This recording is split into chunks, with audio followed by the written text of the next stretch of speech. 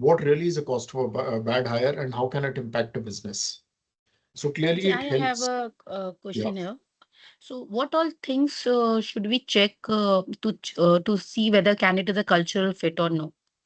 It can See, be ethics, belief, but what else? there are values. So the first thing you need to see is values. And every organization has its own defined culture. Hmm. For example, in Vodafone, it was speed, simplicity, and trust. Mm-hmm. Now, if I would have hired a leader who had worked in an excessively process-oriented company where decision making was very layered, they would find it very difficult to work in our environment. We Okay. needed somebody who Mm-hmm. could take quick decisions. Mm-hmm. So clearly, culture fitment is somebody who can act decisively, and we had that as a part of a competency framework. Our values were around speed, simplicity, and trust. We kept it simple, three core values, and our competency framework was aligned to those values. So you need to have a competency framework. Otherwise, what are you going to measure? Culture can be very subjective then. Yeah, that's right. So you have Okay. to define your values, you have to define your competencies, and then you have to see which tools help you with that.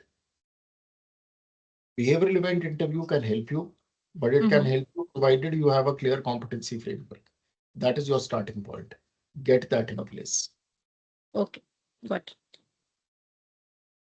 So coming back here, the cost of a bad hire is it creates loss in productivity because when a person comes, they reinvent the wheel.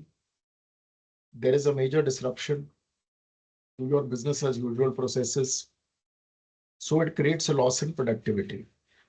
It can also create a monetary loss.